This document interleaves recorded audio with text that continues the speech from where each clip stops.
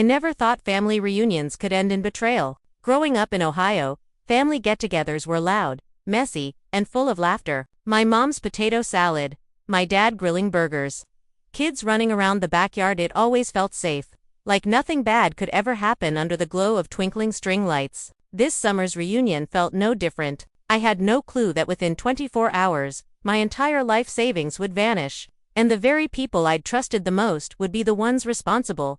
My name is Emily Parker. I'm 32, divorced, and I work as a nurse at a children's hospital in Cleveland. Life hasn't been easy, but I've always managed to keep my head above water. I'd been saving for years, carefully stashing away money for a down payment on a little house. Nothing fancy, just something of my own. After the reunion, I planned to finally start looking at houses. That dream, I thought, was right within reach. The reunion was at my parents' place, a big white farmhouse on the outskirts of town. Everyone was there, cousins, aunts, uncles, even my older brother Mark and his wife Heather. Now, Heather and I had never gotten along. She's the type who looks down on everyone, acts like she's better than the rest of us. My brother's been wrapped around her finger since the day they met. But for the sake of family, I tried to play nice.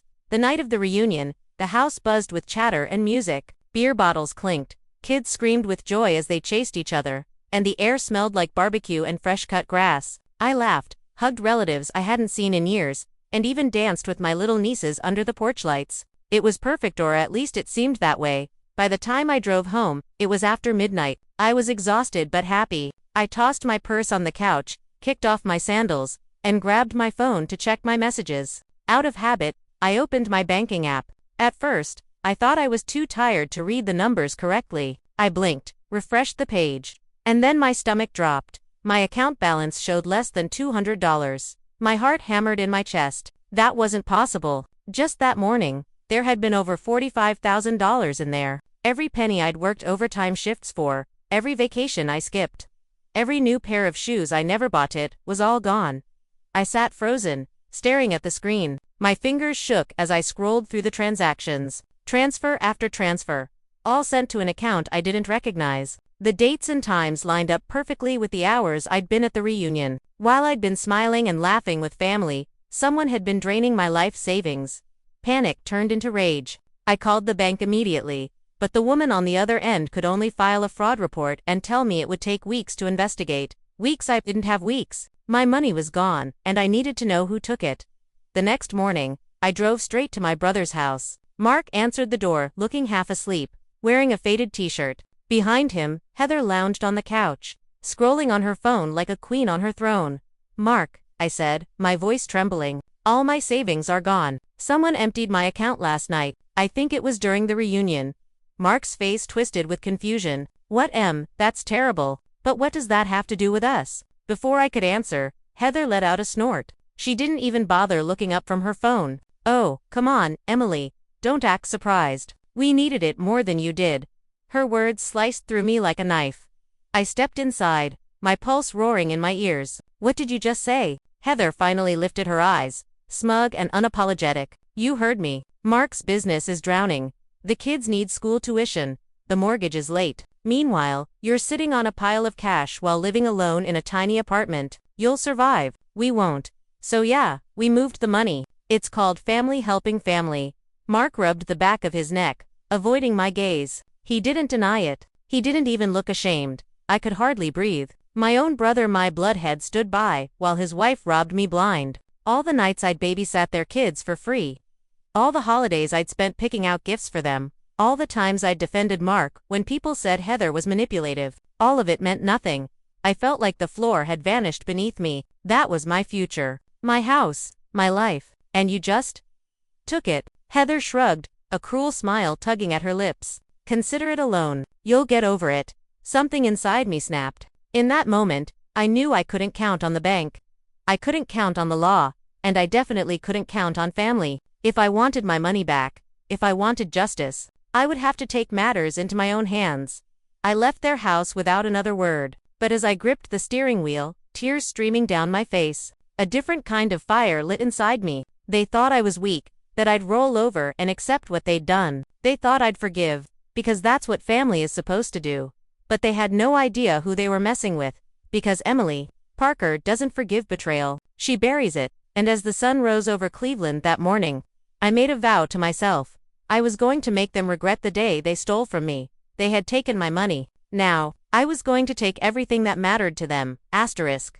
The first thing I did after I left Mark and Heather's house was go straight to work. It sounds small, but I needed the routine. At the children's hospital, everything is sharp and urgent. Tiny patients with big problems remind you that some things are bigger than money. For a few hours, I let myself get lost in bandages and 4 lines and the steady hum of monitors. It calmed me. It also kept me from walking back into their yard and doing something I would regret.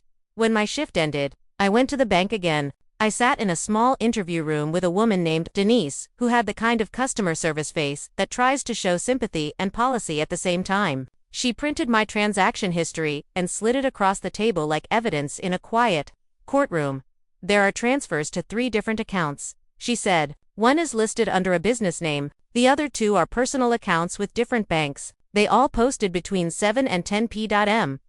Last night, can you tell me who owns those accounts? I asked. We can't give out that information over the phone to anyone other than the account holders. You've filed a fraud claim, so we'll work with law enforcement when they request details. Law enforcement? The words felt like a promise and a shrug at the same time. I left with photocopies and a thin stack of Dread Dot. Back in my apartment, I went through my phone. Old emails, receipts, anything that would help me piece together how this happened. I replayed the reunion in my head like a video. There had been so many people around the food table where I sat. I remembered setting my wallet on a chair while I helped my niece with her ice cream. I never left my phone alone. I had the receipts for the last deposits and the savings transfer confirmation emails. This was not a random theft. The timing was too precise. Whoever took it had access to my information and knew where to reach my accounts. I called Claire, my best friend from nursing school. Claire is practical in the way people who grew up poor become. Not soft, not sentimental. She also knows the internet. When I told her what happened, her voice went low and steady. Do you want me to run those transaction numbers and see if they link to anything? She asked. Double quotes. No. I don't want you doing anything illegal. I just need someone who can look at it clearly and help me think. I hated how desperate I sounded. I hated how much I trusted her.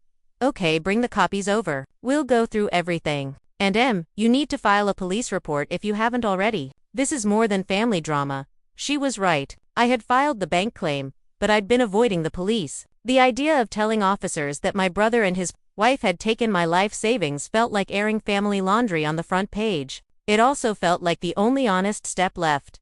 2 hours later, Claire was in my kitchen, digging through the papers with thoughtful frowns. She listened as I described Heather's smirk and Mark's avoidance. She read the bank statements, circling things with a pen like an investigator in a crime show. These transfers are broken into smaller amounts, she said. That's often to avoid immediate flags. But the business account has your name as a memo in a couple of entries. That's strange. How? My voice caught. Why would my name be in the memo? That doesn't make sense. It could be a cover to make it look like a family loan or a repayment. People write whatever in memos, but that tells me it was deliberate, maybe planned. Who at the reunion had a reason to know when you were online? Who knew you'd be checking the account that night? I thought of the porch lights, the music, the plate of salad. I thought about how often I'd trusted this family, and the casual way Heather had justified the theft. They were all there, I murmured. But so were the kids. Heather is the only one who had access to my phone and wallet in a casual way. She's the kind of person who hovers, who notices things other people don't. Claire's eyes narrowed. You can't accuse without proof. I know. I slammed a fist into my palm. Not out of anger at her, but to make a point to myself. I know. Proof. That's the only thing that will make them back down. Asterisk, we made a list. Photos of receipts. Eyewitness statements from cousins who might have noticed someone fiddling with my stuff. Videos from the reunion, if anyone had recorded the night. Anything that showed who was near my possessions when the account transfers occurred. We also checked the family group chat. Heather had posted a photo that night of everyone gathered around the grill. In the background, near where I'd been standing, was a faint blur that could be Mark or someone else. It wasn't much, but Claire saved it and started enhancing it on her laptop, not hacking. Just adjusting brightness and contrast to see faces. It made me squirm. I didn't like the idea of invading anyone's privacy, but it was my life on the line. The police took my report, wrote it in a thin, official tone, and promised an officer would be assigned. The officer said it could be weeks. I left the precinct with the same mixture of hope and frustration I felt after the bank. The wheels were turning, but slowly. While the system tacked along at its pace, I began to gather what I could. I texted my cousin Dana. She and I had always been blunt with each other. "Hey," I wrote, "do you remember anyone messing with my purse or phone at the reunion? I'm asking because weird stuff happened." Dana replied almost immediately. "Heather was acting weird. Took a pic of you and whispered to Mark. Then she went to the kitchen and came back with a napkin and put it in her pocket. No idea why. Sorry, a napkin in her pocket." Small things start to look like clues when you are desperate. I asked more questions, but the answers were thin. People remembered the barbecue, the kids, the lights. No one wanted to accuse family members. They avoided me in the days after, like illness was contagious. That silence stung worse than the theft. It was a quiet conspiracy. People pretended not to notice. My brother's friends sent me neutral texts. My aunts called and suggested I forgive. "Family is complicated," one said. Maybe it was a misunderstanding. It was the classic refrain that protects the guilty because it is convenient. I slept very little that week. When I did sleep, I dreamed about rooms full of receipts, numbers floating like ghosts. During the day, I filled notebooks with possible motives. Mark's business had been tight. I knew that. He'd turned down a promotion to move closer to Heather's family when they'd decided to start a boutique landscaping company. The venture had gone sideways. Heather's social posts showed curated perfection designer bags, manicured hands, playdates at private parks. The contrast between their online life and what my cousin Dana said about unpaid suppliers didn't add up. On the 7th day, Claire called me. "I found something," she said. Her voice was sharp. "It's not definitive, but the business account your money touched has a shell company tied to a storefront in a nearby strip mall. The storefront lists a manager with a different last name. That could be an alias, or it could be a loose link. If it's tied to Heather or Mark, then we have to be careful. This isn't just family squabble anymore." Careful. The word hung in the air. I was terrified of being reckless. I was also terrified of being powerless. The thing about betrayal is not only that it rips trust away, but that it makes you hyper-aware of how easily a life can be rearranged by other people. I started to piece together a plan that did not involve fury or fireworks. That would have been satisfying in the short term but messy and likely to go badly. Instead, I focused on leverage facts, witnesses, paperwork. I would make the truth undeniable. If I could document enough connections between the transfers and the accounts Heather controlled or benefited from, the social pressure would be immense. In our town, reputation mattered. Heather had always traded on appearances. Strip those away, and you often take away a person's power. The first step was small and legal. Ask questions, collect everything, and keep my temper steady. The second step would be to make those facts visible, public enough that the people who mattered would notice. The third step, I whispered to myself as I stared at the ceiling that night, would be the part they never saw coming. They thought I'd fold. They thought the money would be their quiet secret. They were wrong. You have not enough humanizer words left. Upgrade your surfer plan. Asterisk, when I woke up the morning after Claire's call, there was a quiet, clinical focus in me I had not felt since med school finals. Panic was useful for an afternoon. It did not make good long-term plans. Now that the adrenaline thinned, I could think. I had to think like a detective, not like someone who had been robbed. My first stop was my parents' house. I walked into the kitchen where Mom was making coffee. She looked up, worry all over her face. How are you holding up?" she asked. I hugged her because it felt like the last real anchor of my life was in that kitchen. "Do you still have the video that Aunt Carol took when she filmed the barbecue?" I asked. "Any family videos that night?" Mom hesitated the way people do when saving a reaction. "We have the video from the back porch camera." "Why? Just want to go through everything?" I said. I kept my voice even. I needed footage more than I needed confrontation. If there was any chance of proving who'd been around my things, it would be in pixels and timestamps, not in words. Dad handed me a thumb drive. The porch camera recorded interviews, kids, and most of the night. I sat in the living room with the laptop balanced on my knees and watched the reunion replay at double speed. It was a weird, slow torture to see smiles and hear laughter while knowing what had happened. Then, about an hour after the fireworks, something small caught my eye. Heather, lipstick bright and sleeves rolled up, walked past the picnic table, reached toward a folding chair, and fumbled with something I could not make out. I slowed. I zoomed. There it was, a flash of a napkin in her hand. She tucked it into her pocket like someone slipping away evidence. The camera angle was imperfect, but the motion was unmistakable. I felt a cold, rational satisfaction I did not expect. Evidence felt like armor. I showed the clip to my parents. Their faces dropped. "That's her," Dad said. "I can see the bag she's wearing." "You have to give this to the police," Mom said. Her voice was small. "They have to see it." I did not want to wait for the system to move. The police had filed my report and then handed it to a detective who worked a dozen similar cases at once. They would call, they would take their time. I needed leverage now. If I could show Mark and Heather that I had footage that tied them to suspicious activity that coincided with the transfers, they might panic. People who misuse a small town's goodwill fear exposure more than jail time. Before I left, I asked Dad if any neighbor had a doorbell camera aimed at the driveway. He called Mrs. Collins next door. She came over with her tablet and watched the clip too. "I saw Heather pull up that night," she said. "She was on the porch for a while. I thought she came to borrow sugar." She looked ashamed. I would have thought something then. But who thinks to look at a camera for a family fight? Gathering the footage was one thing. Turning it into pressure was another. I took copies and gave them to Claire and Dana. Together we made a quiet plan that involved no lies, no public shaming, and no illegal action. We would collect facts, verify them, and then present them where they could not be ignored. Claire pulled up Heather's social accounts. Heather posted vacations and brunches with exacting detail. One recent post showed a new purse with a store tag visible. It was petty, but those details are often money trails. Claire messaged a mutual friend who worked at the boutique. The friend, surprised, admitted Heather had bought something there 2 nights after the reunion. It was a lot of small confirmations that began to add up. Dana did something braver. She texted Aunt Carol, who had filmed the reunion, and asked if she had noticed Heather hunched in a corner that night. "Yes," Aunt Carol texted back. She was whispering to Mark near the cooler. I thought maybe she was asking about money. She offered to come forward if needed. The few people willing to speak added weight. I took the evidence back to the precinct. The officer I'd spoken to before was different. A lieutenant named Harris met with me in a small room that smelled like coffee and paper. I set my laptop on the table and played the porch footage. He watched in silence, then asked me to send him copies of the messages, the social posts, the bank printouts I'd been given by the bank. "This is more solid than the initial report," he said finally. "We can open a preliminary fraud investigation. It could speed things up." I felt a wash of relief so strong it made me lightheaded. For the first time, the gears of the law were turning visibly in my favor. But you should understand something. A complaint will put this in the open. People will know. If you want this to proceed, you'll need to be ready for fallout.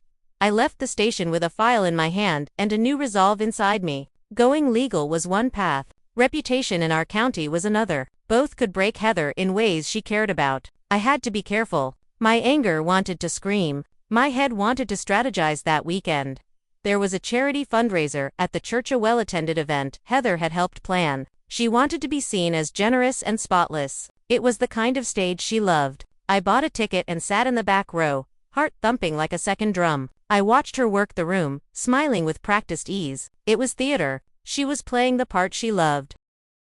Halfway through the event, she left the main hall and stepped into a side corridor. I followed at a distance. She pulled out her phone and tapped something rapidly. I could not read the screen from where I stood, but her expression shifted. The same smug look, like she'd forced someone to accept a favor. A man I recognized from her landscaping supply vendor came around the corner and she whispered, then laughed. It was the small-town choreography of favors and debts. On my way out, I bumped into Mark near the coat rack. He stiffened when he saw me like a fish hooked on a line. His eyes avoided mine and then landed on my face with a flicker of something like fear. "Mark," I said softly, "we need to talk." In private, he swallowed and led me into the empty church kitchen. The fluorescent lights hummed. He shut the door behind him like someone sealing a confession box. "What do you think you're doing?" he asked before I could speak, voice sharpened into a plea. "I think you took my money. Either by action or by refusal to stop Heather," I said. I kept my voice steady. "I have footage of her at my chair the night of the reunion. I have witnesses who saw her with a napkin and her pockets. I have a timeline that aligns with the transfers. The police are opening an investigation." He sagged, as if someone had punched him in the gut. For a moment, he looked like the brother I used to have, the one who'd pushed me on the swing when we were kids. Then he looked away. Listen, I didn't want this to happen," he said. "I didn't know she would go that far. We were in trouble. You didn't stop her." My voice was ice. You didn't call me. You let her do it and then told me she was trying to help the family. That makes you part of it. Mark, he took a step back. You're going to ruin our family. Maybe that's what needs to happen, I said. Because you can either fix this now, or let it blow. I am giving you one chance to fix it. My hands were steady. Pay me back or tell the detective where the money went. Help me. That's your one clear path. There was shame in his face, and then a tired resignation. I can't pay you back, he whispered. Not right now. Then tell the truth. I said, help me find the accounts. Help me get my money back. He looked at me like he was tearing. His shoulders slumped. Okay, I'll tell you what I know, he said. But it will make things worse. I nodded. I was ready for worse. I had to be. Whatever came next, I would not be the person who sat silently while her life was rearranged. I had pieces on the table now. And the most dangerous thing a manipulator fears is when a victim starts to connect the dots. As Mark began to speak, whispering names and times and excuses, I listened. The plan was no longer just about money, it was about truth, and about making sure that when it came, the truth would have teeth. Mark's voice shook as he spoke. Like every word carried the weight of a brick he'd been hiding. The church kitchen smelled faintly of bleach and coffee grounds, the hum of the fluorescent lights filling the silence between his sentences. Heather set up the transfers. Weeks ago, he said quietly, almost too low to hear. She had someone at the bank help her. One of her friends from college works in processing. She figured out your logins, got access when you left your purse on the chair. She wrote the info down on a napkin, kept it in her pocket until she got home, then used it. I didn't know until afterward. She told me she'd fixed everything. I stared at him. My own brother, standing there with his shoulders caved, finally saying the words I'd been waiting to hear. Confirmation. But also something uglier. That Heather hadn't just been greedy, she'd been calculating. Do you realize what you're saying? I asked. My voice was calm, but my hands were trembling at my sides. That she had this planned before the reunion even happened. Mark's jaw tightened. She said it was the only way to keep us afloat. The business was collapsing. The mortgage was 3 months behind. We were drowning. And instead of asking me, I said, my voice rising, you let her rob me. He winced. I didn't let her. He stopped, catching himself. I didn't stop her. And that's on me. For the first time in years, Mark looked broken. Not the smug, stubborn older brother I'd learned to brace myself against, but a man who knew he'd sold his soul to someone else's plan. Tell me everything, I said. Where's the money now? He ran a hand through his hair, exhaling hard. She moved most of it into a shell account under her cousin's name. Then she shifted smaller amounts into the business account to make it look like client payments. Some of it already went to cover debts, but there's a chunk left. Probably half. Half. My throat tightened. $20,000 might still be within reach, but the other half, gone. Swallowed by Heather's fantasy life and Mark's cowardice. I leaned closer. My eyes locked on his. You're going to help me get that money back. And if you don't, I will burn every single thing you and Heather have tried to build. Do you understand me? He nodded, defeated.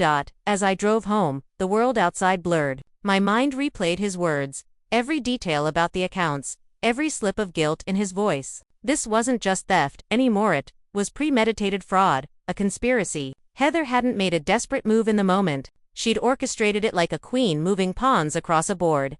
That night, I couldn't sleep. I paced my apartment, windows open to the cool Cleveland air, and outlined my next move in a notebook. Revenge, I realized, wasn't about lashing out blindly. It was about precision. If Heather wanted to play chess, I'd play better.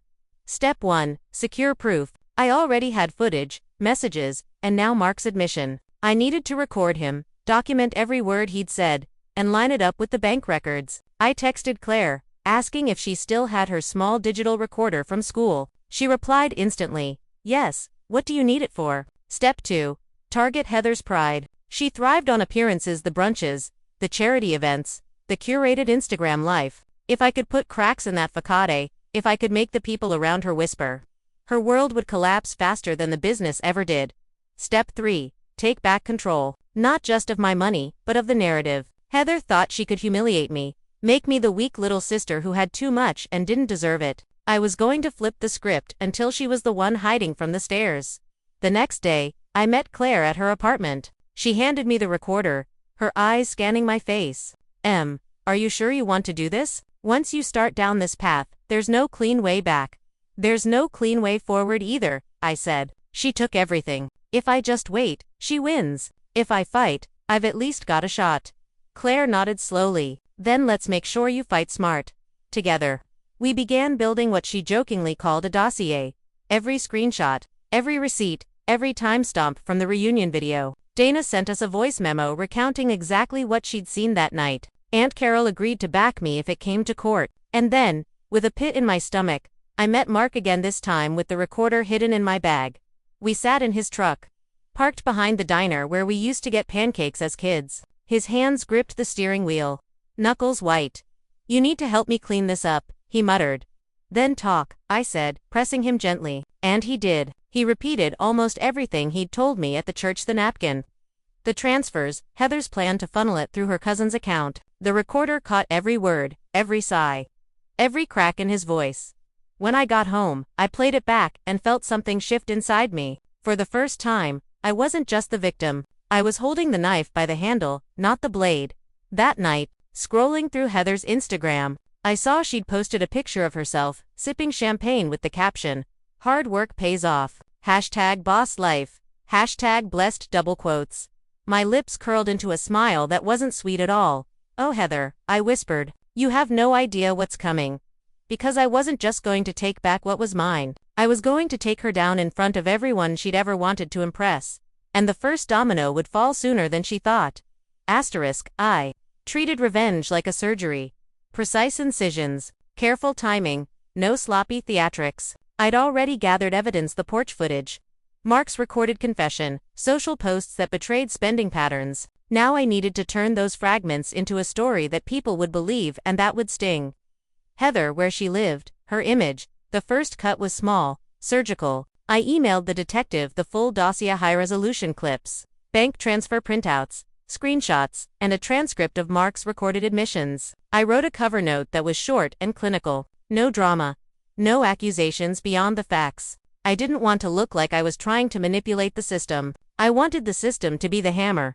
The detective called 2 days later. "This is substantial," he told me, voice low through the receiver. "We're opening a full investigation and coordinating with the banks. I can't promise arrests, but this gives us probable cause to subpoena accounts." The word subpoena felt like a small victory. It meant papers would move, money trails would be traced, and my life would be examined in ledgers where Heather's lies couldn't hide. While the law dug, I worked the social layer. Heather's whole house of cards rested on perception, on who she was in the neighborhood. The donors she schmoozed at church, the clients she charmed for the landscaping side gig. To topple that, I didn't need to shout from rooftops. I needed to start a quiet erosion. I started by reaching out to a few people who had influence in the community but no stake in the family feud. Mrs. Collins, the neighbor with the doorbell camera, was the first. I told her exactly what had happened, handed her copies of the footage, and asked if she'd be willing to confirm what she'd seen if anyone called. She agreed immediately, hands trembling as she signed the papers. Then I spoke to a local vendor who supplied Heather's landscaping company, one of the men I'd seen with her at the fundraiser. He was blunt. "I've been trying to get paid for months," he admitted. "If you've got proof she funneled family money into her operation, that's important for my ledger too." He took the documents and promised to share them with a trade association he trusted. I never once posted the evidence on social media. The town was small and vicious. Public posts meant gossip and rumor can swing both ways. Instead, I fed facts to people who could take measured steps: a vendor who could cancel contracts, a charity board member who could call an audit, a reporter at the local paper who liked community oversight stories. Each person I approached was given the same thing: documents, timestamps, and the option to verify independently. I was building a web that would slowly suffocate Heather's credibility. The reporter, a Midwestern woman named Laura who wrote features on consumer issues, surprised me by calling within an hour. "This could be a big story if the paper can corroborate it," she said. And the way she said corroborate had the weight of finality. She wanted raw documents and permission to contact some of the vendors. I signed a release and asked her to hold the story until the detective confirmed the subpoenas. "I don't want to rush this," I told her. "I just want the truth out accurately." She respected that. The pause kept the potential scandal from turning into crude gossip.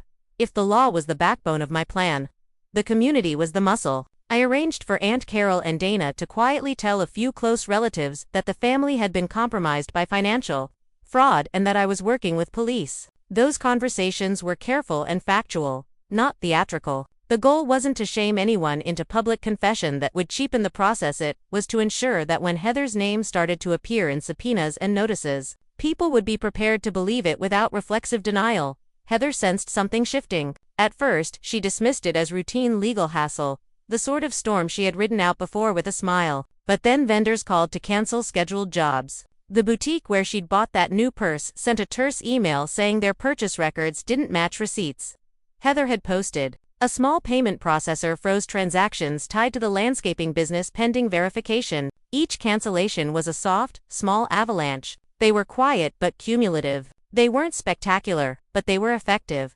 She tried to fight back with the tools she knew: charm and performance. At a community meeting about a new green space project, she stood up and gave a speech about service and responsibility, her voice warm, eyes bright for the cameras. Mark sat behind her, stiff and sallow. I watched it on my laptop, hands folded. Her speech was applause-worthy on the surface, but the sheen couldn't cover the thinning seams. People who had been quietly watching were now looking with different eyes. Then came the first real fracture. The charity board Heather chaired called an emergency meeting after receiving an anonymous packet of documents that matched several of the bank transfers. The board members were mortified, and they asked Heather to step aside temporarily while they conducted an internal review. It wasn't legal action, but it was worse to her than an indictment: public administrative censure. She reacted with an arrogance that didn't disguise fear. She snapped at volunteers who asked for details, insisting everything was a misunderstanding. Her face occasionally flickered with panic. Quick animal before she forced herself back into the mask. The detective subpoenaed Heather's cousin's account. The bank froze it pending review. Suddenly, money that had seemed safely distributed in obscure little transactions was under an official microscope. I watched as subpoenas cut like surgeon's scissors through the web of transactions she'd hoped would confuse auditors. The man in processing at the bank who'd helped her was placed on leave pending investigation. It all moved faster than I'd expected. Not because I'd pressured the system openly, but because the documents were damning and the paperwork preferred to move in daylight. Heather lashed out in other ways. She planted a rumor that I had mishandled funds in the hospital's annual fundraiser I'd volunteered for. Obvious nonsense, but a smear can make people hesitate. Claire called the hospital's volunteer coordinator and confirmed that all records were clean. The smear collapsed quickly. Still, the attempt told me something crucial. Fear made Heather sloppy. She had the arrogance to assume she could intimidate people into silence. But the pressure I'd applied made her reckless. Mark's complicity became a double-edged sword. He was rocking between apology and avoidance, and the community's whispers made him fragile. At the hardware store, a neighbor I'd never spoken to before told me she'd heard Mark muttering about sleepless nights and the fear of jail. I didn't gloat. There was nothing satisfying about watching your brother unravel, but his unraveling was necessary for the truth to surface. It removed the fig leaf he'd used to hide behind Heather's schemes. I stayed careful, legal, and deliberate. I never tempted the chaos of revenge porn, ever posted private messages or humiliating photos. I didn't want to be the one who stooped to cruelty. I wanted the kind of justice that left people without legal recourse to say I'd bullied them. So I let the law and the community do their part while I supplied the facts. And what surprised me most was how quickly people's loyalties shifted when reputations became fragile. Friends who'd nodded at Heather's brunches began to distance themselves. A donor pulled a pledge from the church until the audit cleared things up. The landscaper who had once sought her handshake now refused to bid on new contracts. When your life's center is applause and a carefully curated image, the removal of applause is a collapse that starts small and becomes total before the person inside realizes. Heather's Instagram, which had always been all light and filtered smiles, went quiet. Her manicured hands stopped appearing in well-staged photos. She posted once from a coffee shop with a caption about tough lessons, and the likes were sparse. It was satisfying in a petty way, sure, but the real payoff was watching her phone calls go unanswered, seeing her walk faster when she left the market, sensing the tilt in her shoulders. The investigator called 2 weeks later to say that, based on the subpoenaed records and matching timestamps, they had probable cause to bring charges. He didn't use the word guilty. He said probable cause like a scalpel, precise and not celebratory. The law moved like endurance, not drama. It would take time, trials, hearings, motions, but the hinge had shifted. That night, I sat at my kitchen table with a mug of tea gone cold. I didn't feel triumphant. I felt exhausted and oddly distant. Like someone who'd been underwater for a long time and was finally breaking the surface. The plan had worked. Her world was crumbling in a way I'd hoped, not because I'd torched it in anger, but because the truth had been placed where it couldn't be. Ignored. There was one more move left, the final one that would either restore what she'd taken or make sure she paid the price for it. I could see it in my mind, clear and terrible. It would require courage and patience and a willingness to sit in discomfort while justice did its work. I sipped the cold tea and stared at the list in my notebook. The last domino was still standing. I'd leave it to fall in chapter 6, because the hardest parts of revenge are never the ones people see. They're the late nights, the ethical calculations, the waiting. They're the moments you have to live with afterward. I closed my eyes, feeling the weight of what I'd set into motion. Heather had started tearing at the seams of my life. Now the seams in hers were unraveling slowly, assuredly, with a precision that would leave no doubt about how it started. And when the final domino fell, it would be irreversible. The weeks after the subpoena slid into place, felt like waiting for an eclipse, inevitable and impossible to look away from. Heather's world continued to collapse in small, quiet ways. Vendors who once courted her now avoided eye contact. The boutique refunded the purse and quietly removed the photo of her from their Instagram, and the landscaping company lost 2 major contracts when clients learned about the investigation. The sheriff's office called one morning and told me they'd executed search warrants at Heather and Mark's home. That call landed inside me like a physical thing, equal parts relief and dread. The arrest happened on a gray Tuesday. I was at work, stitching a tiny boy's IV into place, when my phone buzzed. Detective Harris's name flashed on the screen. "She's been taken into custody," he said. His voice was efficient and tired. "We've got enough for charges. We'll need your testimony once the district attorney signs the complaint." Something cold and steady moved through me. I finished my shift on autopilot, hands trained by years of practice. But my mind was elsewhere, rehearsing what I'd say, steadying myself for the public unspooling of private wounds. When you tell the truth in a courtroom, it doesn't feel like revenge. It feels like arithmetic. Facts laid out in order until the only logical conclusion remains. Courtroom days are long and formal, soaked in legalese and heavy with ritual. I sat in the gallery with a folder of documents, Claire beside me like a rock. Mark came in late to the first hearing, pale and hunched. Heather was escorted in, her hair pulled back, eyes swollen from what might have been crying or sleeplessness. Her performance, the charm that had once smoothed every difficulty, was atrophied. In the lockstep mechanics of the courtroom, no one's posture could hide the truth. The district attorney presented a careful case. They outlined the transfers, showed the timestamps, played the porch camera footage to the judge, and introduced bank statements that tracked the money like a breadcrumb trail. The defense attorney tried to paint the transfers as misunderstandings, loans, or clerical errors. He asked soft, leading questions that suggested confusion rather than intent. But the paper trail didn't look like confusion. It looked like a plan. When it was my turn to take the stand, my palms were damp. Judge Ramirez swore me in, the courtroom quieting as if someone had dimmed the world. I told the story as I had lived it. The reunion, the napkin, the transfers, the calls to the bank, the sinking feeling when I saw my balance. I spoke in plain sentences, no theatrics, no melodrama. I answered the prosecutor's questions with facts and the defense's with steady Mark's recorded statements were played. Heather's face hardened into a mask as clips of her pockets, and the napkin unspooled on the screen for everyone to see. There was a moment when Heather's eyes met mine across the room. For one raw heartbeat, I saw exactly what I'd wanted her to feel: recognition. And then the panic that comes when someone realizes the stage has been stripped away. She licked her lips, then bowed her head. The defense attorney tried to introduce doubt, but doubt had a hard time breathing in a room with ledgers and timestamps and witnesses who had nothing left to protect. In the end, the DA pressed charges for fraud and theft. Heather pled not guilty at first, and the trial was set. The prosecutor had a different weapon than I did: a ledger of demonstrated harm, of contracts broken, and vendors stiffed. We weren't looking for vengeance in the cinematic sense. We were asking the jury to acknowledge harm and hold someone accountable under the law. At trial, Heather's facade cracked. Under cross-examination, her composure splintered. She tried to claim ignorance, to suggest that she'd accepted the money as a loan from family resources. But the bank's records contradicted her narrative. The jury watched hours of footage, read emails, heard from vendors who testified about unpaid bills carried out in her name. Mark took the stand and, for the first time in months, said, plainly and painfully, that he'd been complicit through silence. He apologized to me in a voice so small I could barely hear it in the gallery. When the jury returned their verdict, the courtroom held its breath. Guilty. The word landed and echoed in the room like a struck bell. Heather's shoulders crumpled. She cried then real, racking sobs that seemed to come from a place I didn't want to look at. I felt nothing like triumph. I felt a hollow gratitude that the legal system, imperfect and plodding as it was, had recognized the injury wrought against me.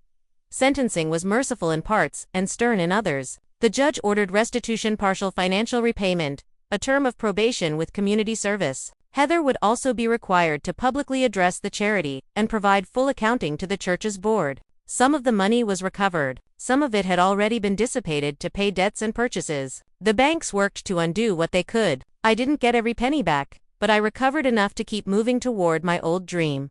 After the trial, life resumed the shape of ordinary things, stitched back together but with a different pattern. The community was awkward for a while. There were coffee shop nods that were thinner and colder than before. Some relatives' voices were slow when they called. Others avoided me altogether. Mark moved out of the house he'd shared with Heather and into a small apartment. He started working overtime and therapy. We met once, weeks after the verdict, in a quiet diner with fluorescent lights and cheap coffee. He apologized without theatrics. I accepted, not because I'd forgotten, but because vengeance had run its course and I wanted space to breathe. Heather tried to rebuild her brand online. The boutique severed ties. Her landscaping business folded within months after contracts evaporated. I saw a photo of her 6 months later, hair shorter, face unadorned, sitting on a park bench as if trying to rehearse a life without curated applause. I felt a strange mix of pity and ironclad resolve. If she had learned anything, I hoped it would be accountability.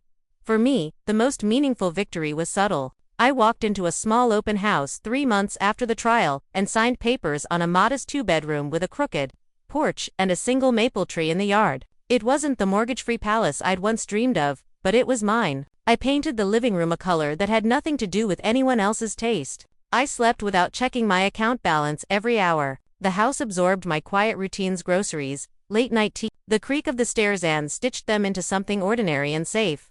On the first night in my new home, I stood barefoot on the porch and watched the sun fall behind the maple. Claire brought over a bottle of cheap champagne and a ridiculous cake. We ate in the living room on paper plates, windows open to a cool breeze, and for the first time in months, laughter spilled without edge. Revenge, I found, had little to do with spectacle. It had everything to do with reclaiming space financially, emotionally, and morally. Heather had taken something precious from me, but in taking it back through the steady machinery of law and community, I found something else, a version of myself who did not fold under betrayal, who could stand up in a courtroom and speak the truth without being asked, who could build again. I kept in touch with some family members, distanced from others, and continued to work at the hospital where the tiny people reminded me daily of what mattered. I never wanted to be cruel. I wanted to be just. The line between the two can be thin, but I learned to walk it without stumbling. Sometimes, late at night, I still thought about the napkin and the way Heather had tucked it into her pocket like a secret. I thought about the long, strange arc of justice and how it can be slow and imperfect but still true enough to change lives. I'd lost money and a kind of innocence about how people I loved would behave, but I'd gained something steadier, proof that I could hold myself steady and that the world, when given facts, could move in a direction that felt right. I slept sounder then, in a house whose porch light I could trust. The maples outside whispered in the wind, and I let the whisper be enough. Emily finally stood on her new porch, the maple tree swaying gently as dusk settled. Months of chaos had passed, trials, whispers, shattered trust, but here she was, whole again. Heather had lost her power, her shine, her carefully built mask. Mark had stepped into the slow climb of redemption. For Emily, revenge had never been about destroying someone, it was about taking back control. She hadn't just won in court, she had rebuilt her life on her own terms. The money wasn't all recovered, but peace had returned. And that was worth more than any check. She looked around her little 2-bedroom home, a place untouched by betrayal, and breathed deeply. For the first time in a long time, she felt free, and as she closed the porch light and stepped inside, one thing was certain: the people who had underestimated her would never do it again. Emily had survived, she had fought, and she had won not with rage, but with truth.